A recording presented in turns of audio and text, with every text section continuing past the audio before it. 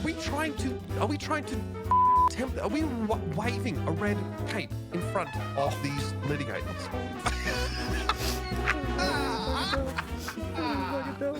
I don't even know where to begin with this one, Mitch. River has $4,000 in vet bills.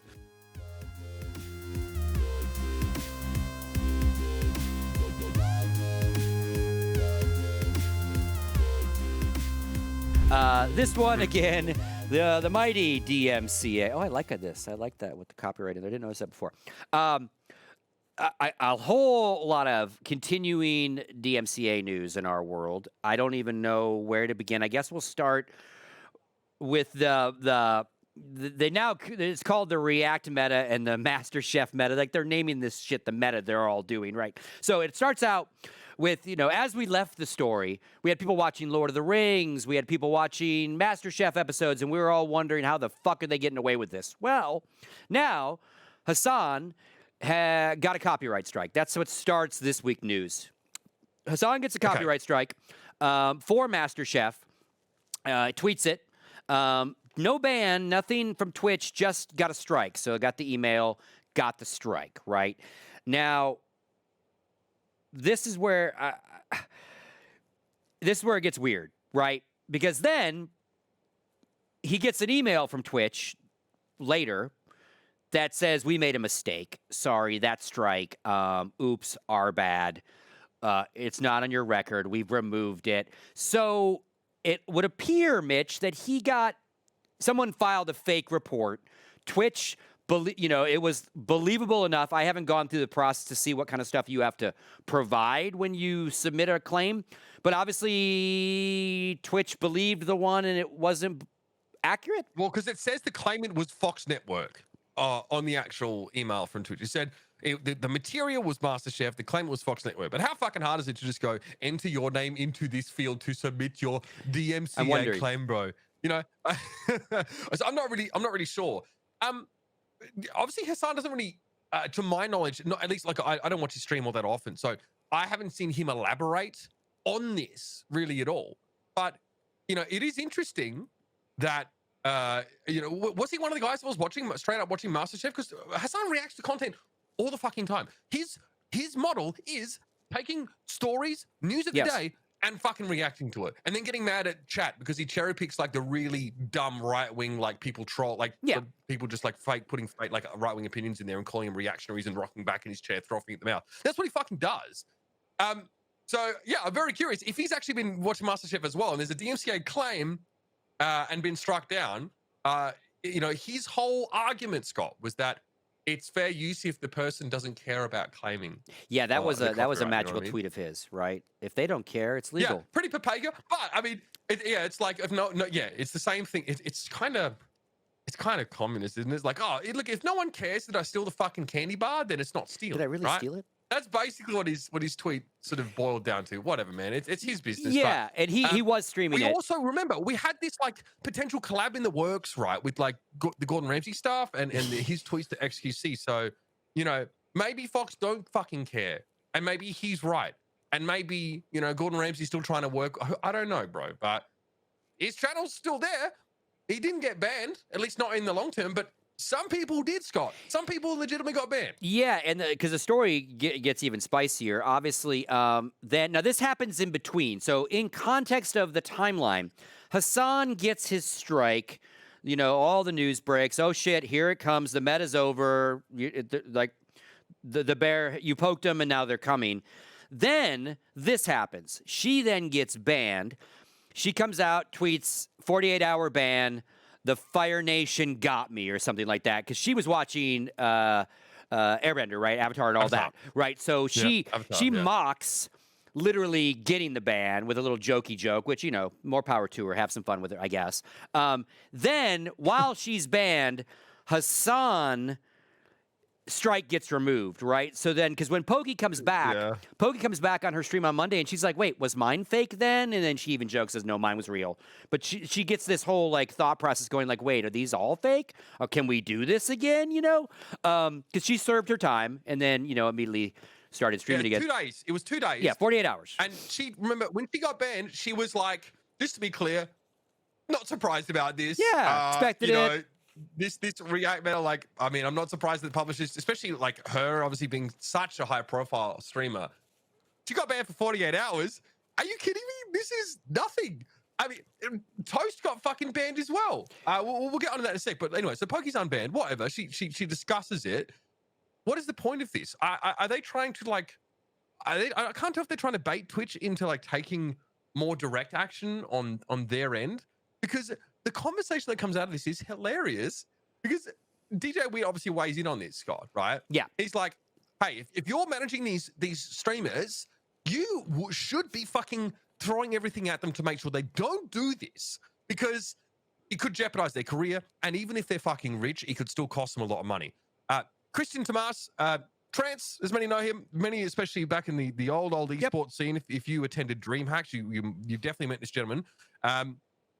This is he's saying, you know, it's mind-boggling that high-tier content creators are willing to risk everything, right? So there's the assumption that there's a lot of risk here for these creators, Scott.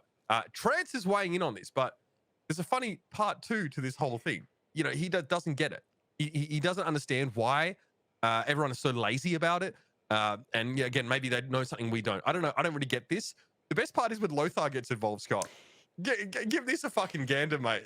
Yeah, because I was. Tell me what you see. I was reading this in real time because I retweeted Marcus, and then Lothar comes because I was thinking the same thing, right? I was like, wait a minute, Trance, what are you doing, Trance, right now? And then here comes Lothar, thank God, because I would have typed this in a totally different way and probably not so nice. And again, RTS is a big creative agency that just launched this year. Big hoopla. Endeavor involved, which is a big agency, used to be IMG, WMG, Endeavor, all this stuff.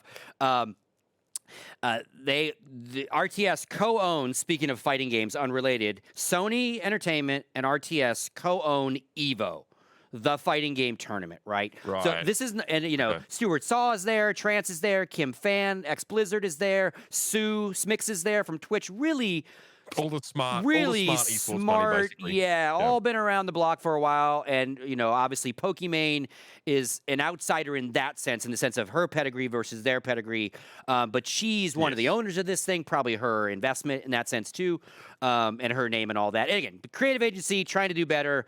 Trance is a VP of esports for them. So then Lothar basically calls him out, right? And then it gets kind of funny. I mean, loosely, I guess he loosely manages Pokey.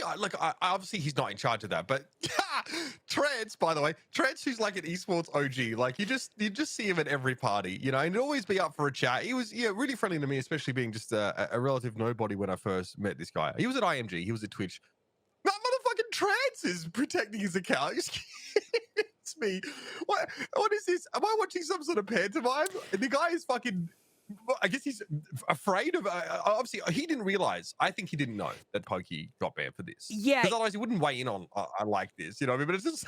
Yeah, and I've known, you know, so I've known Christian as well. You know, he's shown me several parts of the world that I wasn't familiar with over the years, and super nice guy. And again, good pedigree as well. Actually, all the way back to the Too Good Studio with James and shit, right? So solid guy. So I think the same thing. I think this is even though they're a small little company, and sure, I'm building them up, RTS, this might be a right hand not knowing what the left hand was doing, and him maybe, again, he's esports for RTS, Pokemon, like, I don't know what their day-to-day is like. So I'm hoping that Trance just had no idea that she did that, therefore he put his foot in his mouth not knowing. Because he was making valid points, right? These are all logical valid points, like how the fuck are they doing this, right? And we were all like, yeah, but your girl's doing it, bro. You know? So he's like, oh, shit. And I don't know why. I guess that's how he decided to handle it. We all decided to handle it differently. Like, because what else does he say? Like, what do you mean? Is this the great esports tortoise is retreating into his fucking shell and flipping over? What is going on? I don't know. I thought it was very funny. I suppose, I mean, Trance eventually has to peek his head out back into the fucking great unknown at some I'd be point, like, my bad, didn't know she did that. Or like, because again, it can't be some sort of grandmaster behind the scenes, puppeteering, smoke, like they're all working something, right? It's the equivalent of using the new Twitter feature that lets you hide replies to your tweets. but people can still Yes. see the replies. They just click on the tab that says view hidden replies. Like, it doesn't really stop anyone seeing you put your foot in your mouth or whatever. I don't know. I love it. I think it's so funny. But so Pokey got banned for 2 days, yeah? 48 hours. She was like, yeah, this is fair. Your boy Disguised Toast, another incredibly popular Twitch streamer. Yes. Oh my God, my guy got fucked on. A month is what he seems to have indicated the ban was.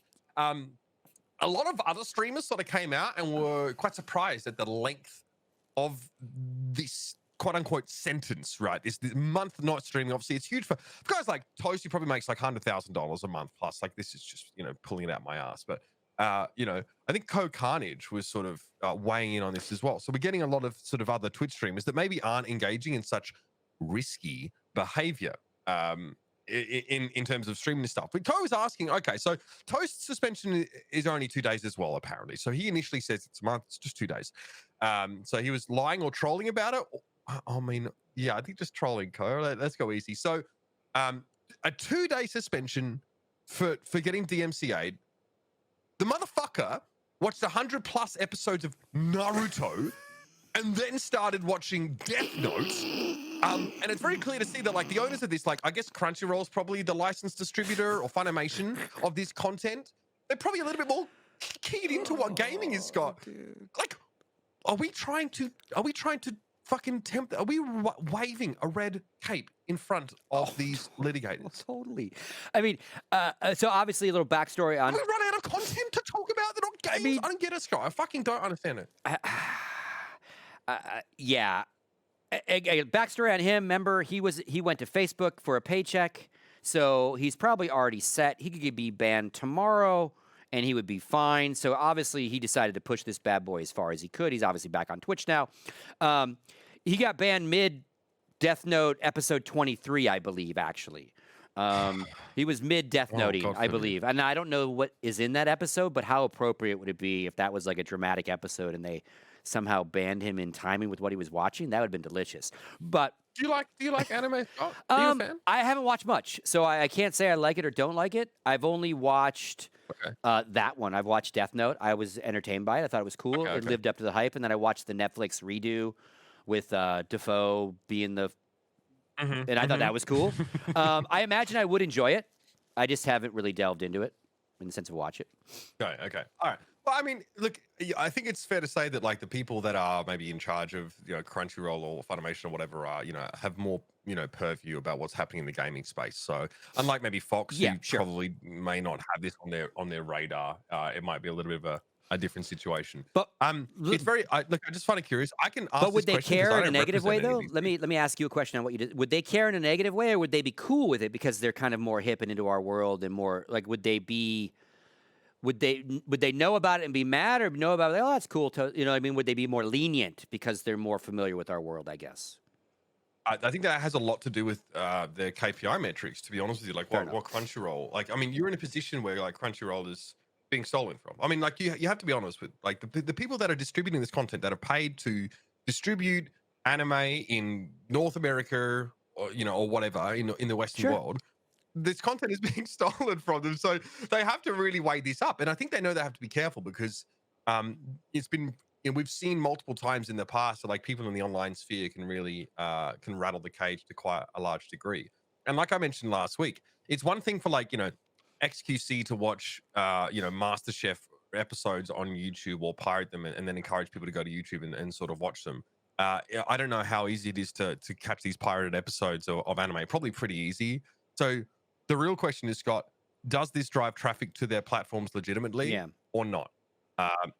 And I think that's what we are, like, that's the excuse. Everyone's like, oh, but these such big streamers are just exposing this to everybody. And now they're going to be interested. And they're going to go pay for a subscription. Hold on, wait a minute. I mean, they might pay for to throw gift subs at XQC so they get a text to speech about them just repeating the same number, 77777 for like a minute. But that doesn't mean they're going to pay to fucking get Crunchyroll when they can consume this kind of content. So not sure if the argument really holds any water.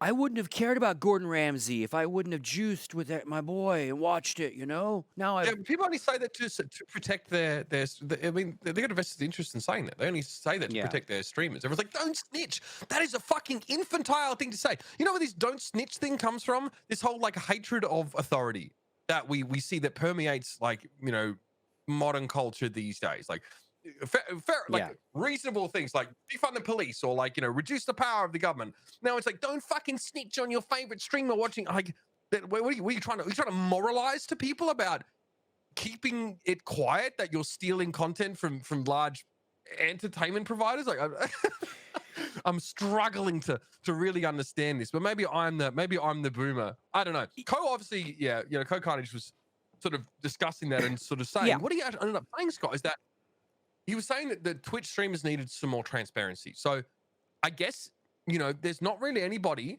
partner managers, by the way, who are known to these streamers. Like if you're a big streamer, you have your partner manager on speed dial or vice versa, right?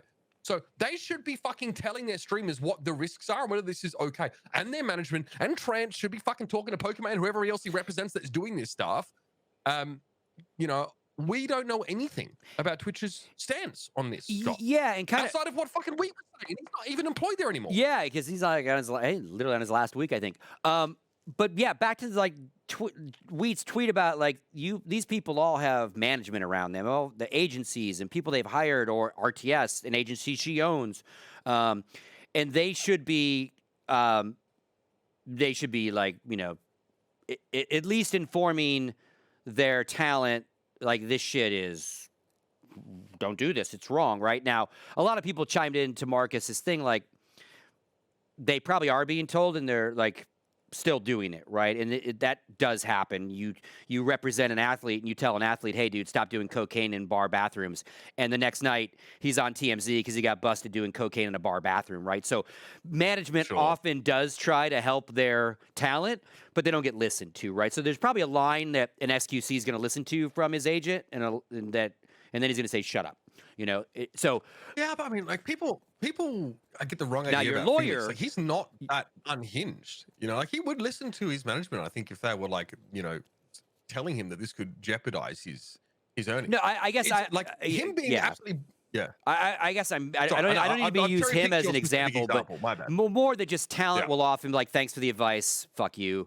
MasterChef episode 12 coming your way, right? It is their job to warn, more so if these people have legal help. An agent is not necessarily your lawyer. If you got a lawyer on retainer and he's not in your ear going, knock that fucking shit off, he's not doing his job. Because one last thing that we haven't discussed, there are fines for these things. So if the big bear, because one thing you get, so lots of things can happen. You can get striked. X amount of strikes gets you a temporary suspension on Twitch. X amount of those can get you permit from Twitch, right? Then you move platforms, maybe you don't. But there's also, outside of that, losing your ability in your platform. If these bad boys, if they decide to come after Toast, that's 100 infractions on Naruto, times how many people were watching each infraction, times X amount of dollars for the fine, times X amount of possible criminal. Like there are precedent for this shit. Millions of dollars, less likely jail time, and definitely more likely possibly millions in fines. Now, that rights holder has to really care because it has to go from a few pieces of forms filled out to, you know, illegal ramifications happening. But again, these guys and gals could get nailed. Their back catalog is not safe because they deleted their VODs. We all know that Twitch's VODs are not really gone. So again, they're still poking the bear, right? And it just depends if the bear, because it's one thing if like, because I used to always laugh like, oh shit, I played Led Zeppelin and Pink Floyd to my 30 viewers on Scoots After Dark. What's going to happen, right?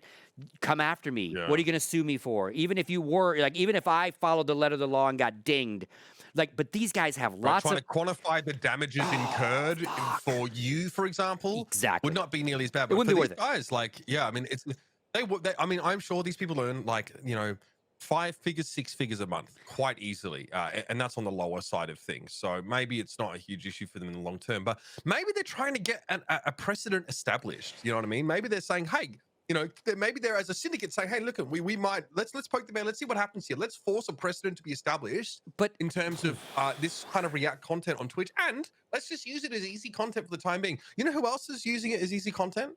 everybody else who's talking about them. Yes, popular Twitch streamer by the name The Dan Dangler. Oh yeah. So she is she's a Twitch streamer, and she's really quite popular on the platform. She appeared on that that league list of sort of high performing, high earning Twitch streamers, right? So does pretty well for herself. A cursory look at her social media indicates that she does extremely well for herself. Sort of in terms of lifestyle, really nice new car, really nice house, yada yada. So she says, look, I got banned from Twitch. I was watching Forged in Fire, which is obviously some sort of show. I've got COVID, so I don't feel well enough to entertain people. So I'm just gonna get on stream and watch this show. And Twitch, it's your fault because you don't pay me for my sick days or for the time that I need to take off.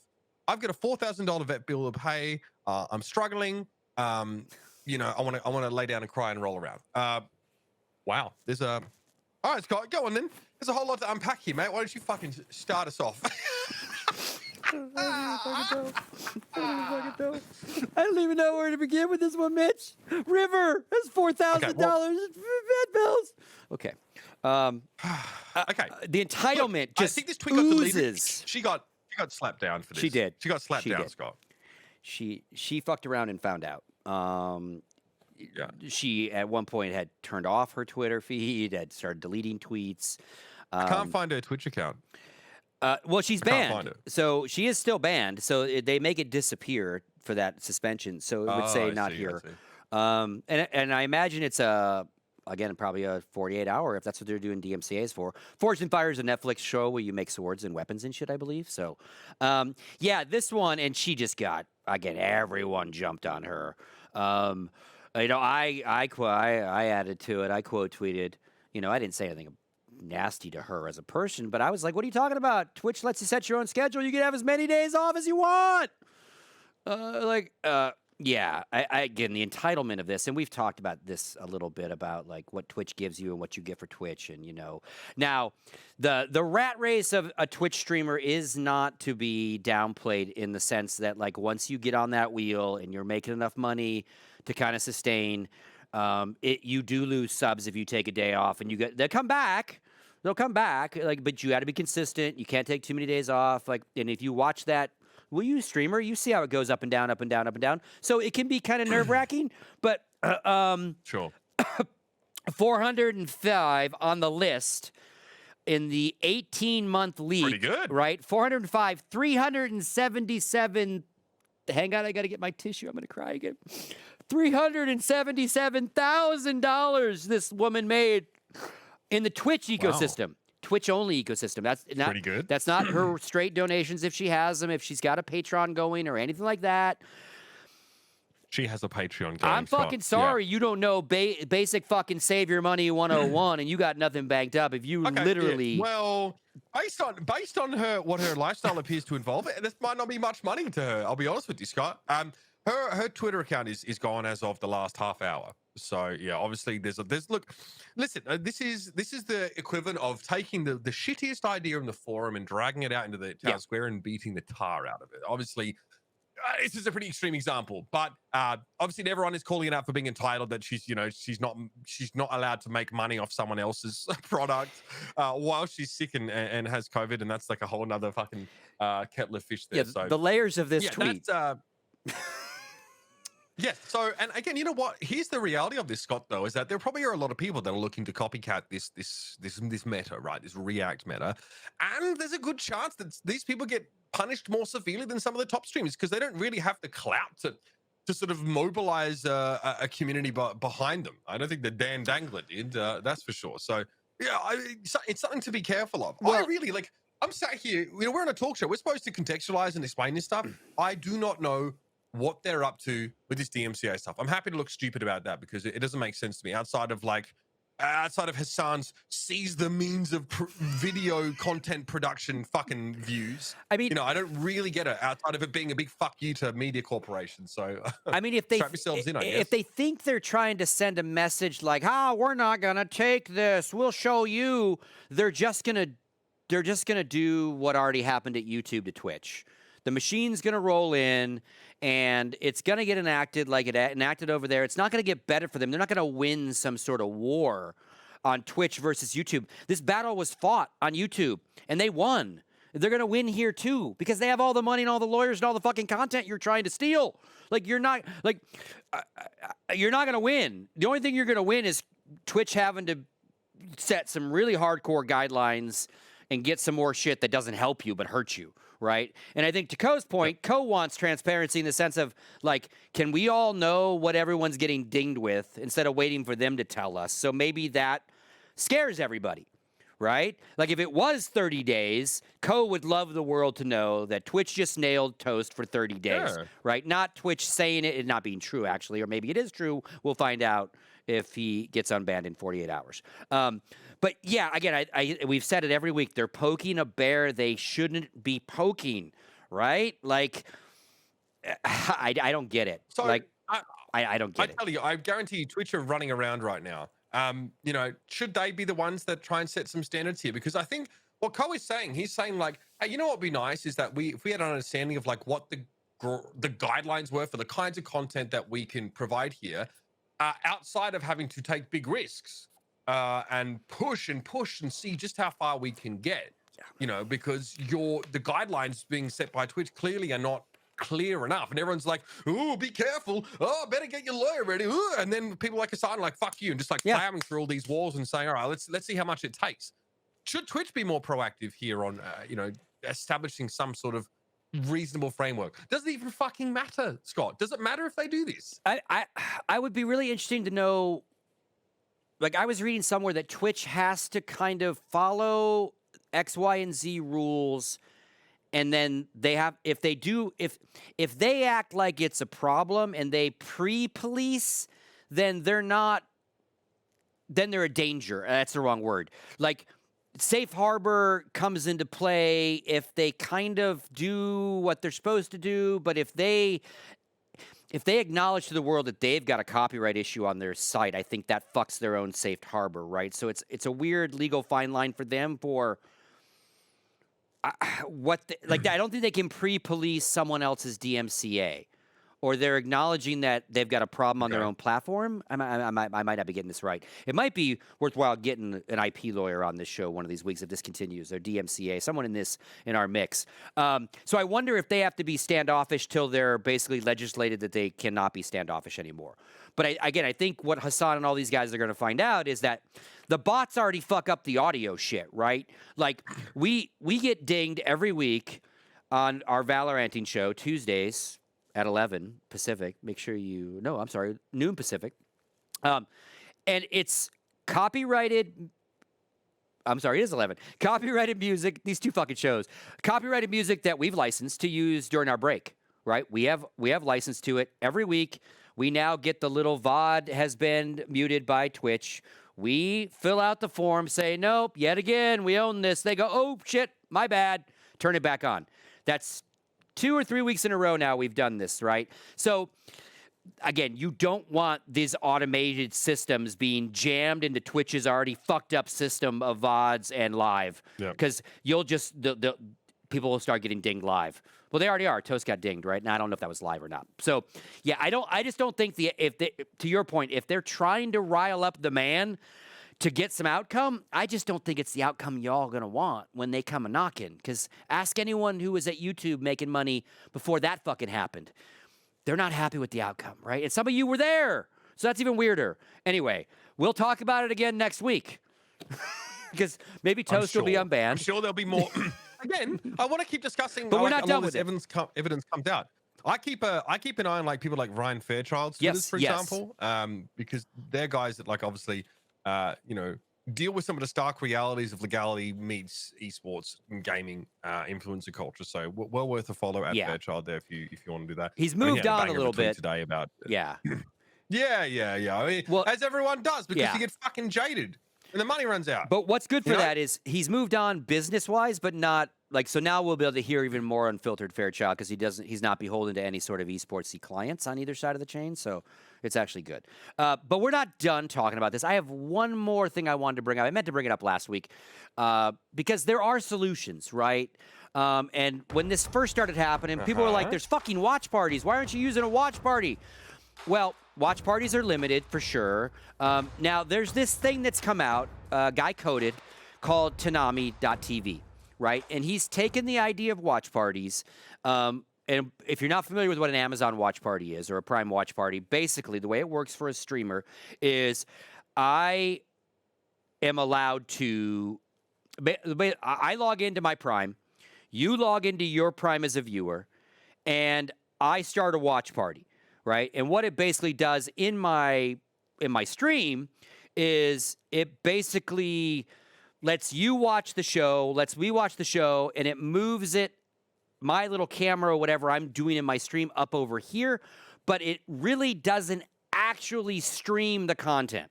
Right. So if you didn't sync your system with me and just went into this channel, you wouldn't see the movie. Right? You have to have paid for the platform. And the way it works on Amazon, obviously, it's just Amazon shit. And it's limited, region-locked material exists. I might be able to watch something in the U.S. that someone on Canadian Prime can't watch, right? So there's limitations to it, right? Now, what this guy did is he took that idea and blew it out past Amazon. So if we scroll that again, he's added Netflix, Disney, YouTube, HBO Max, Crunchyroll. Right? So same kind of concept that you log in, I log in. Now he's basically opened up the platform of what you can share with your fans, right? Now still some of those same barrier of entries. You got to both log in, you got to hit play, you got to watch it.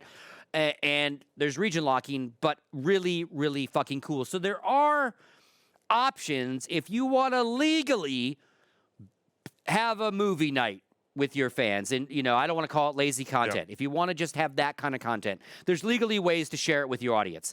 I think that's cool as shit, right? Yeah, this is it's like a Chrome extension. And basically what it does is that you are streaming to someone who doesn't have this extension. You're streaming your face cam. Yep. But when someone goes to your Twitch stream, it'll pop up saying, hey, this creator is watching, whatever.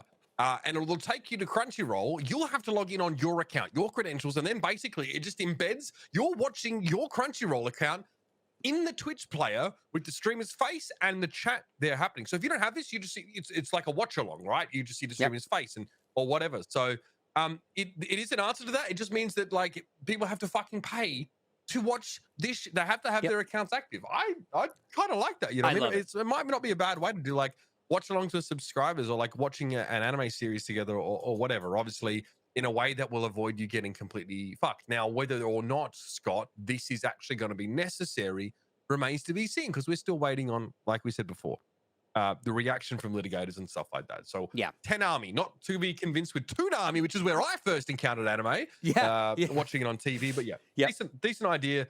And again, I'm sorry, we don't have more to sort of, we can't really give you the hard hitting facts about a lot of this copyright stuff because it's not well established at all. So even a lawyer will be stuttering trying to sort of make ends meet in this whole discussion. So best thing you can do, especially if you don't want to go and read a bunch of fucking tomes about law, is sit and wait and watch like we will be. See what happens. Yeah. I imagine some lawsuits will eventually drop. We'll see. This is just it's getting too well known now. It's not, I just don't. There's got to be an ambulance chasing lawyer for one of these IPs that's going to do the math and see how many millions these people are worth. Fucking billboard on the I-5. Yeah. Got fucked by streaming anime on Twitch? Call Sweet Andrew 1-800. Fucking help me. And God forbid if like these lawyers get commissions on settlements, that kind of stuff, because that often happens when damage settlements. They get pieces of it. If they start seeing dollar signs, because these people are millionaires. Let's give them credit where credit's due. They're millionaires that have decided to play other millionaires' content. Okay, moving on. We're like crazy. Yeah, at this Throw point, to a fucking break, Scott. let's go to Throw break. to a break. My brain is broken.